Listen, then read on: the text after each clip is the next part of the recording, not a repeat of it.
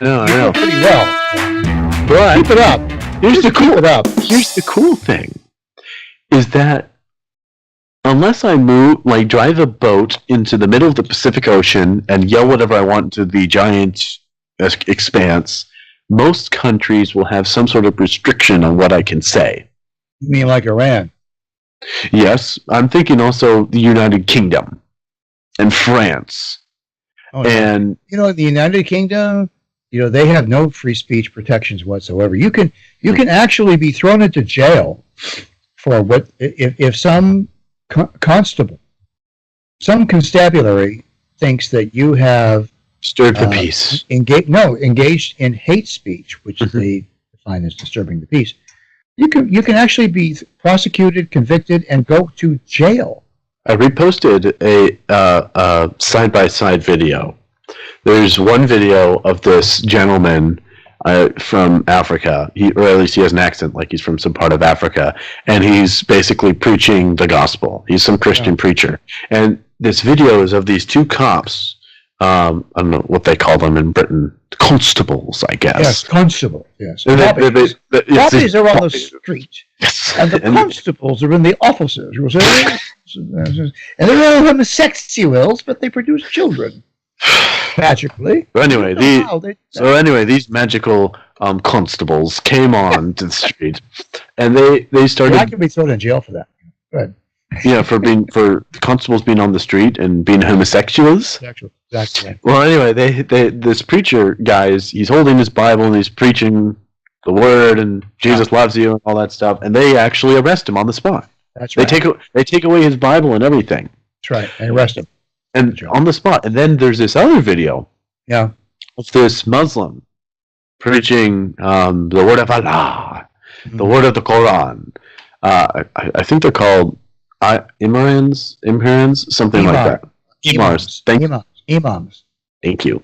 Anybody can self-declare themselves to be an imam, by the way. There's no special ordination or sanctification.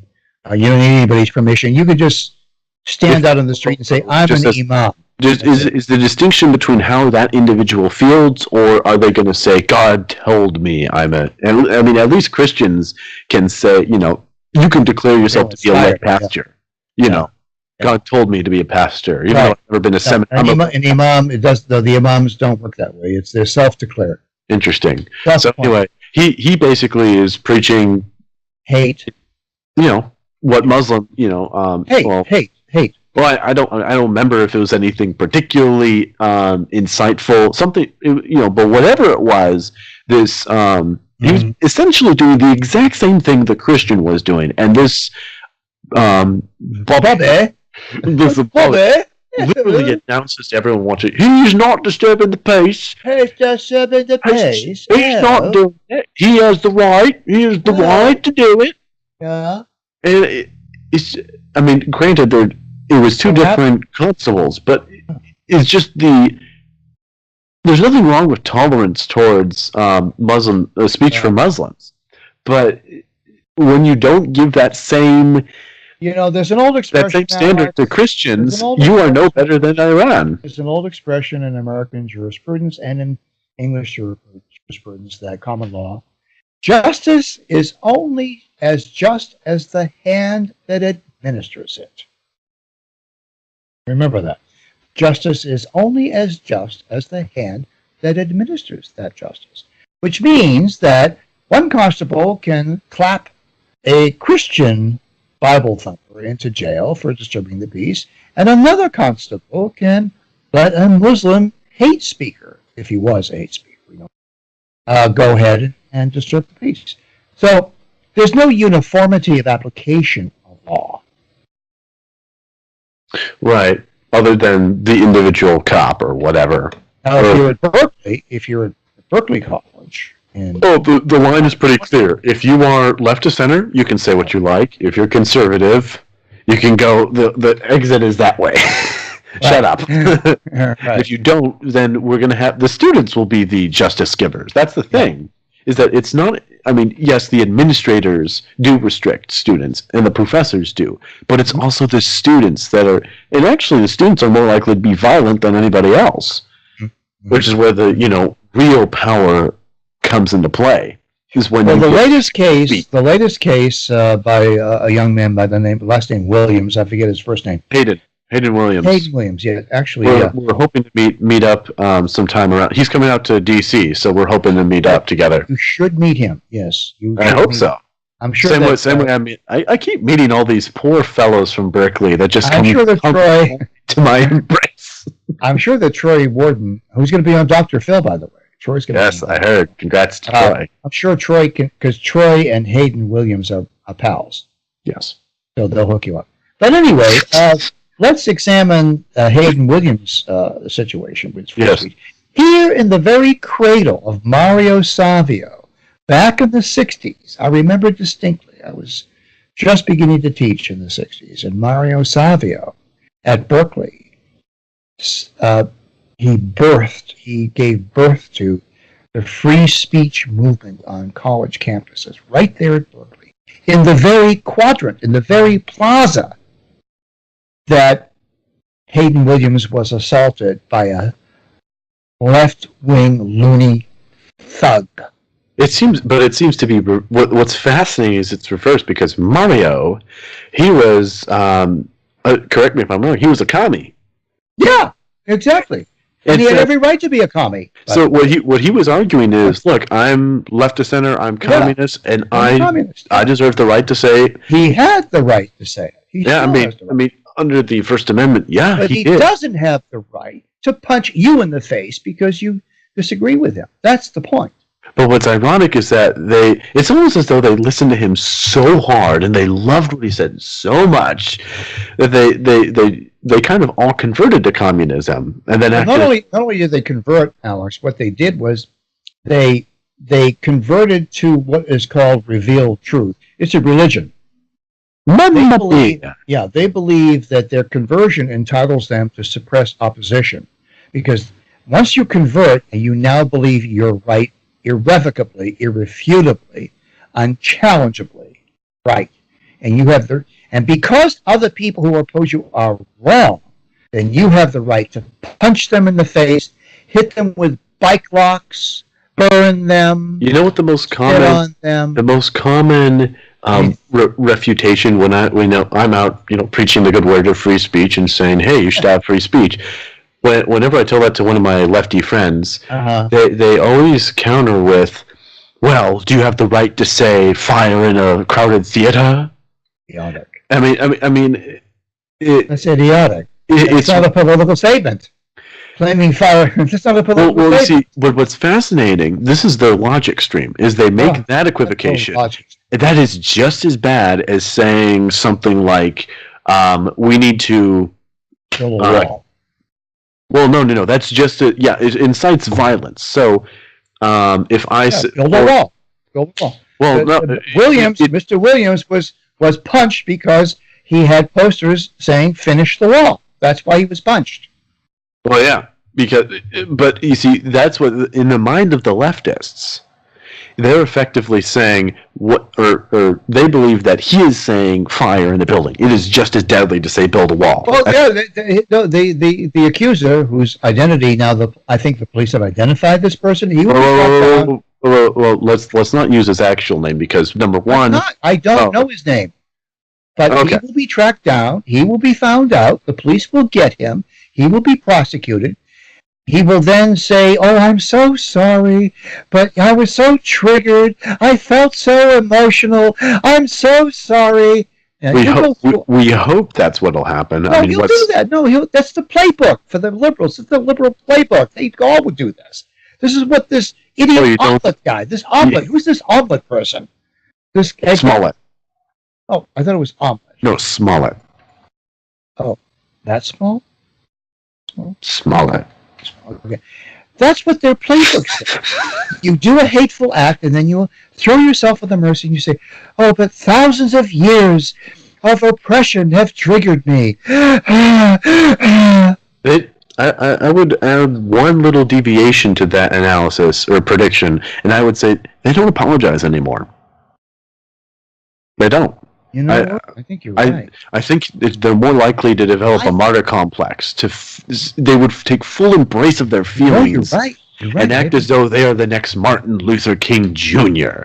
or Rosa Parks. They are going to prison for their beliefs. Right. They're immediately circling the martyr wagons, aren't they? Which is a dangerous game. Here's the funny thing about Mr. Williams's attacker. He looks at the sign, "Finish the Wall." He punches Williams in the face, and he says to Williams on tape, "You're inciting violence." After punching the guy! After punching somebody! I mean, You, the guy I just punched, are inciting violence. I mean, I think this is mental disease. The best explanation I have is they think, well, you know, the U.S. was justified in killing Nazis because the Nazis were killing more people, even though it wasn't really common knowledge that the Jews were committing the Holocaust in the middle of World War II. The real reason why we were in World War II is because we got bit and we wanted to bite back. It really had nothing to do with, that wasn't the reason why there was such a public outcry to fight against the Nazis. Oh, it took Pearl Harbor to get us into the war. Yeah, we had to be attacked first. We had to be punched first. If Joe Kennedy, we would have stayed out of the war. Anyway, what I think because they have such a skewed view of history, they think, oh well, the Nazis were perpetuating the Holocaust, and that so what we were doing, the Allies were committing violence against Nazis because it was the lesser of two evils, and so it was the right thing to do. Right.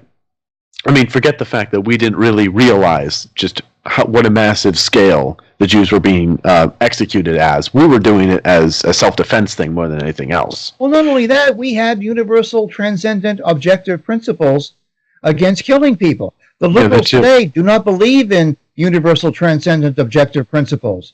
They think all morality is relative. Well, that's what I'm getting. Why should we believe them? Well, that's what I'm getting at. That's what I'm getting at, is that they believe that there's this greater good they're doing. This stupid idiot who punched poor Hayden, he thinks that by punching Hayden and by putting him down physically, he's preventing the mass slaughter of Mexicans. Yes. Because a wall will just mean mass genocide of Mexicans somehow. But there's some truth in what the thug had to say. He looks. Let me go through Let me go through the Jordan Peterson analysis here. Let me give you the Jordan Peterson perspective on this. Okay. So, Mr. Canadian boy. Thug one. Okay, he will be so mentioned in court proceedings. Excellent. Thug one looks at the posters of Hayden Williams et al. And says, "You are triggering violence. Do you know what?" He's absolutely right. See, right? He's absolutely right. Because then the thug proceeds to punch Hayden Williams. See, this is the other argument. This is the other argument liberals use against free speech, and that is that you rile up people and you get people, aggressive but here's the problem. For 55 years. Here's the problem with that, is you as a teacher should teach people how to control themselves when they hear a controversial opinion. If we're going, that would be, imagine if all college did was desensitize you to different ideas, and you just thought you would approach them with a critical mind instead of being inflamed. Imagine if that was all they taught, so that if, somebody comes with an idea never heard before, you don't riot and you don't punch people in the face, but you learn how to deal with that. But that's not what they're teaching. And by insisting, character building, they don't understand how to teach character building. No, they don't. And this is the big failure of public colleges and public schools in general. They only teach how to make you feel better, or strive to make you feel better, or other people feel better. Right. Because they have no objective principles or values, then they have nothing to build their characters on. Yeah. They build it off of their feelings, which is exhausting because feelings change all the time. Therefore, your objective and you really have to start with the end. That's really the only way you can go. Remarkable. It's really remarkable that the left, as I call them, the loony left, Yeah. they proceed as though they are objectively correct. Yes, even though they're all relativists. And if you press them, yeah, right, exactly. And if you press them, Alex, what do they say? They say we're in the majority. Like the members right of the House, side of history. when the members of the House, yes, oh yes, we have a professor in mind who is always a philosophy professor Mm-hmm. at Silly College, who wanted to be on the right side of history, as though there's a right side of history. I mean, liberals are geniuses at euphemisms, euphemistic genius. Well, yeah, because they speak the language of feelings, and that's what a euphemism is. It's not supposed to logically connect the dots. It's supposed to incite a feeling. Right. For instance, they did away with the word homosexual because it was too clinical, too biological, Too sterile. it was too objective. It actually specified what it is that you prefer. Sexual relations with your own gender. Oh my. No, sex, not gender. They've gotten that word too. Right. So to make homosexuals more palatable, they stop it. They hijack the word gay, which means what? Happy, carefree, and fun-loving. So basically us. My nephew is gay. Basically us, huh? Is that it? Gay. He's so... And even Republican women, old gray-haired, or now beige-haired women, I'll meet them at various, and they'll say, oh, my nephew is gay. I say, no, he's not. He's homosexual, sweetheart. Oh, my. Oh, we can't use that word. Why can't you use that word, Grandma? Oh, because the liberals have hijacked it. Oh, there goes your free speech for you. No, there you go.